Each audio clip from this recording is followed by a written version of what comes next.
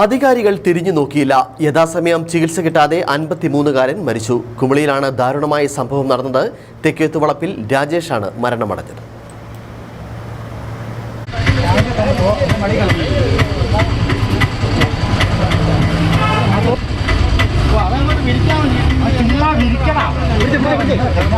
കുമളി ചെലുമടിയിലാണ് രാജേഷിനെ അവശനിലയിൽ കണ്ടെത്തിയത്.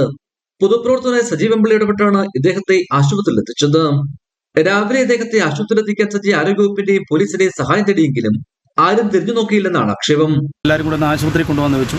നമ്മൾ ഇവിടുത്തെ പോലീസ്, അതുപോലെ തന്നെ പഞ്ചായത്ത്, പിന്നെ ഇവിടെ ഹെൽത്തിൽ, അതുപോലെ 108 ആംബുലൻസ്, ഇവിടെ എല്ലാം വിളിച്ച് വിവരം പറഞ്ഞെങ്കിലും വളരെ ദയനീയമായൊരു മറുപടിയാണ് നമുക്ക് കിട്ടിയത്. കാരണം ആരും അങ്ങോട്ട് വന്നില്ല. ഞങ്ങൾ വീണ്ടും കുറച്ച് നേരം നിന്നു. ഏതാണ്ട് 10:30 ചെല്ലുന്ന ഞാൻ ഈ കാര്യങ്ങളെല്ലാം അവിടെ നടക്കുമ്പോഴെല്ലാം എല്ലാവരെയും വിളിക്കുന്നുണ്ടായിരുന്നു. അതിനുശേഷം കുറച്ച് സുഹൃത്തുക്കളും എല്ലാവരും വന്ന് ഞാനിവിടെ വന്ന് ഒരു കൈലിയൊക്കെ മേടിച്ച് കൊണ്ടുപോയി ഉടുപ്പിച്ച് അവരെ ഒന്ന് കഴുകി, കാരണം ഇങ്ങനെ കിടക്കുന്നൊന്നും പറ്റത്തില്ല. അപ്പം അങ്ങനെ കുറച്ച് സുഹൃത്തുക്കളും കൂടെ വന്ന് ഇദ്ദേഹത്തെ ഒന്ന് കഴുകി, മേലൊക്കെ ഒന്ന് കഴുകി, കാലൊക്കെ ഒന്ന് കഴുകിയപ്പോഴത്തേക്കിനും പുള്ളി ആകപ്പാടെ വളരെ ക്ഷീണിതനായി. ഞങ്ങൾ പെട്ടെന്ന് എൻ്റെ വണ്ടിയിൽ തന്നെ എടുത്തു കൊണ്ടുവന്ന് ഇവിടെ നമ്മുടെ ഗവൺമെൻറ് ആശുപത്രിയിലേക്ക് കൊണ്ടുവന്നു.